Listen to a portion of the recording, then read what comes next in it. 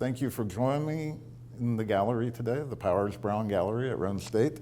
This is an exhibition of works by Charles Edward Williams. I'm Mike Hill, and this exhibit has been made possible through the President's Imagination Mini Grant. We're working to start a permanent art collection, and so we were able to purchase one piece, as well as use some of my own collection, some works lent by the artist, and this one, which is actually on loan from the Knoxville Museum of Art.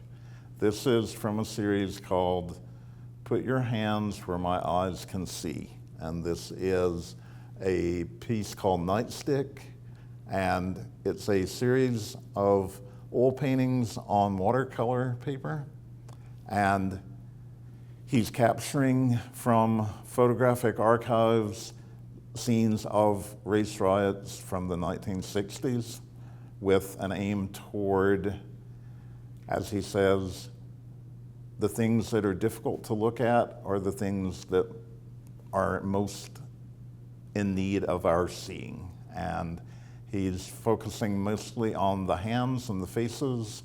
And with this one, you can tell that we have lots of blurring at the edges. So this symbol of authority, this policeman, is kind of anonymous, and our focus goes toward the running men here, especially the hand, which draws us in on his protecting his head and his face from injury.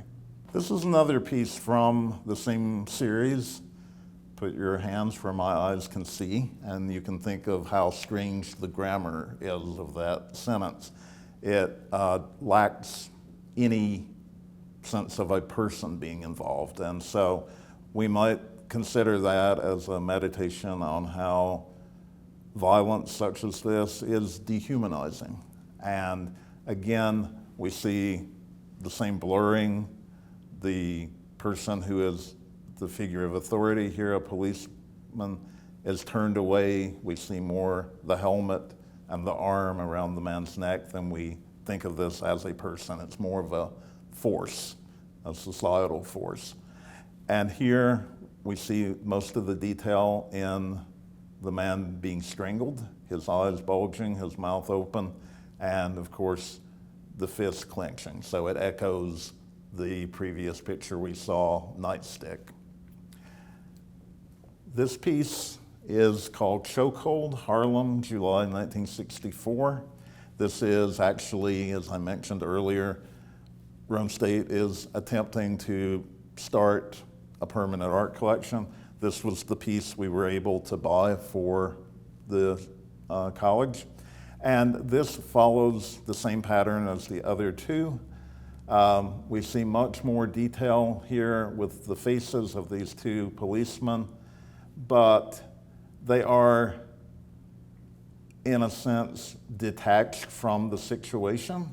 If you look, this man is even smoking a cigarette. That is how nonchalant he is about the fact that he's choking a fellow human being.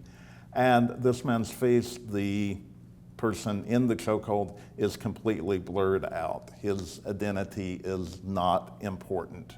He is simply a figure that they are acting upon. This is a series called Here We Stand, and it's a series of daguerreotype images of Civil War soldiers and other Civil War figures, but he's also extended it in this one to include a freedom rider from the 1960s, someone from Florida whose identity, to me at least, is unknown. But this is a portrait of Robert Smalls. It's oil on mylar, which is a slick material, so we get a very different texture than we did with the watercolor paper. The most prominent part of this, much more detailed, but I think those eyes that look directly at you. And Smalls is a fascinating man. He was enslaved in South Carolina.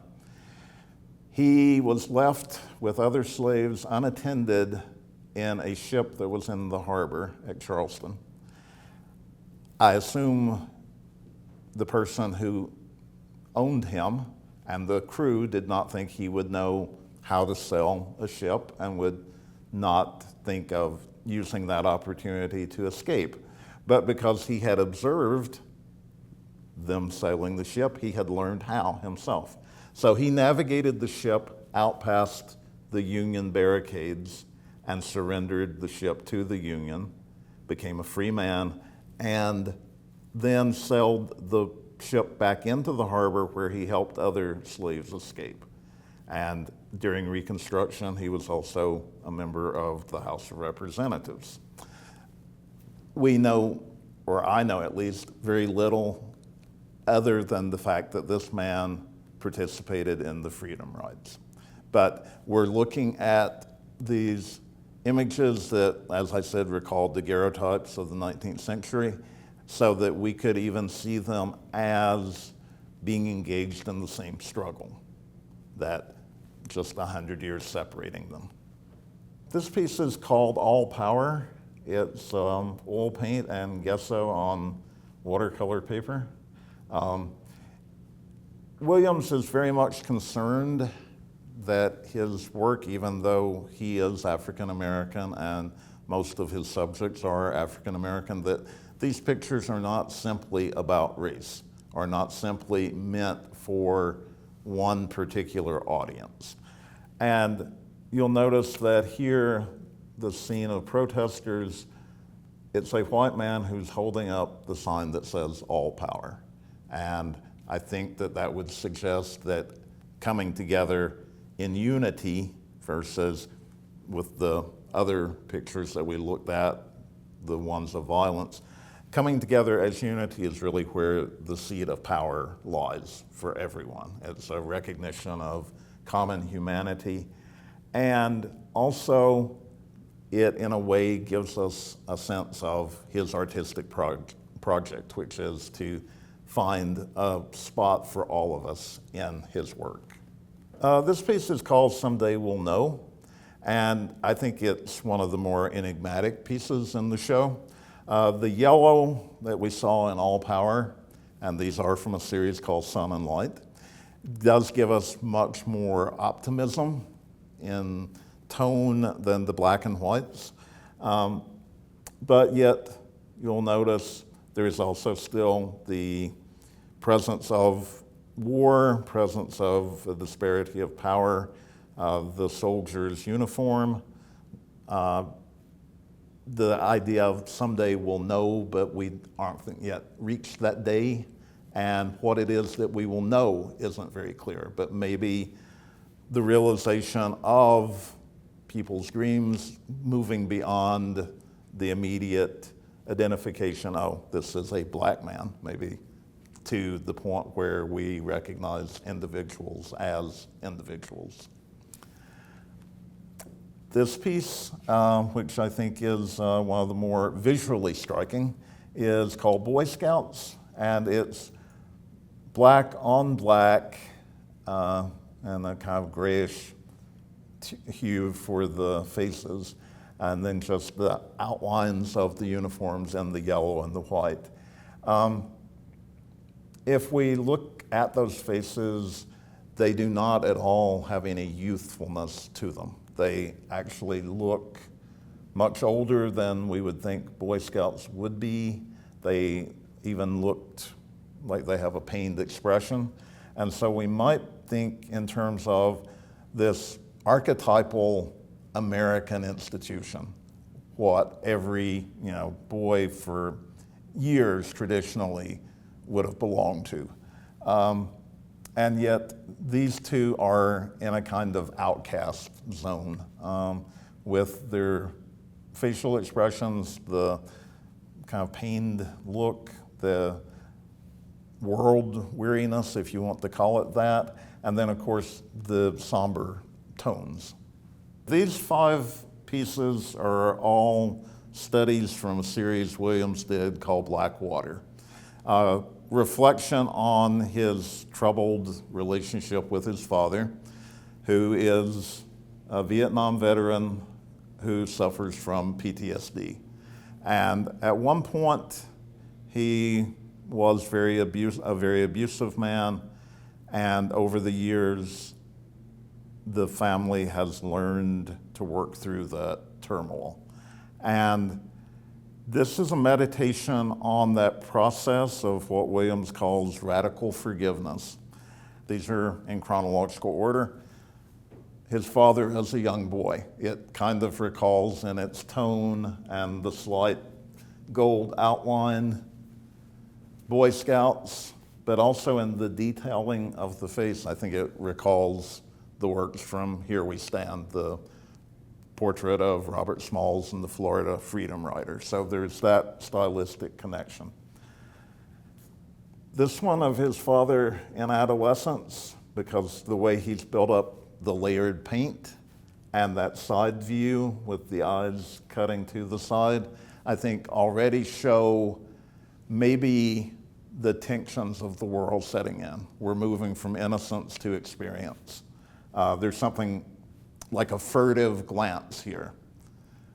We don't know what he's experienced at that point, but I think it's no longer the innocent boy looking back at us, full-faced. Here, as the transition point, high school graduation, an accomplishment, something clearly he would have been proud of. You can see the white robe and cap, but also splashes of red and this kind of, I guess, a smear of blue down his cheek. So we could even think about, true, it's an accomplishment, he's recognized for that, but he is also possibly trapped in that same framework of American social strata and the division of races. The last two pictures here are of his father as a soldier, and he and I have talked because I said I almost read these as military uniforms, but with an overtone of the police, and so he had not really noticed the element of the police there, but he could see it once we got to talking. And it could even recall the dehumanization that we saw in Put Your Hands Where My Eyes Could See. And you'll see that the face is becoming steadily more abstract, more blurred. And by this point, the last one, which also repeats the red, white, and blue coloration, it's completely blurred. The person is no longer there. This is simply a soldier. In the same way, that's simply a policeman, or that's simply a rioter. All traces of individuality have been taken away. This piece is called Side A and B, and it is a diptych, meaning it's two paintings that are meant to be displayed together. And so we can see the fact that we now finally have two sets of eyes meeting. That was the point that I made earlier with the photos, or the paintings based on photos of the rioting, that there is always that loss of eye contact, loss of any sort of personal interaction, and here it's very clearly taking place. The mood of this piece, though, I think is somewhat troubling. Here, with the black soldier, we have this small rectangle outlined on his face, and here, with his white counterpart, we have a whole range of colors, almost like palette. And this stripe of white that intersects, I don't know if that is a weapon, similar to what we see in Nightstick, or it could be someone carrying a flag, and that's the flagpole. It's cut off, so I think we have to stretch our imaginations and put ourselves into this and figure out the symbolism. And I think probably because we have a range of color here and only one color here within that rectangle, we have a commentary on freedom, a commentary on the range of shades that might be acceptable. The and that would be where the freedom would come in. Here, we're locked into seeing only the man's black skin, and we are labeling him accordingly. And so I think with the title of Side A and Side B, you could actually take them off the wall and put them back to back as if they were one person. And I think that that is in keeping with Williams's interest in our shared humanity. The show is selected works by Charles Edward Williams. It's titled, I See Myself in Them. It will be on display through the end of the semester in the Powers Brown Gallery in the O'Brien Building on the Harriman campus of Roane State. And I'm more than happy to provide guided tours for individuals or small groups, and any faculty members who would like to bring their classes or have students visit individually, please contact me at the email address shown on the screen.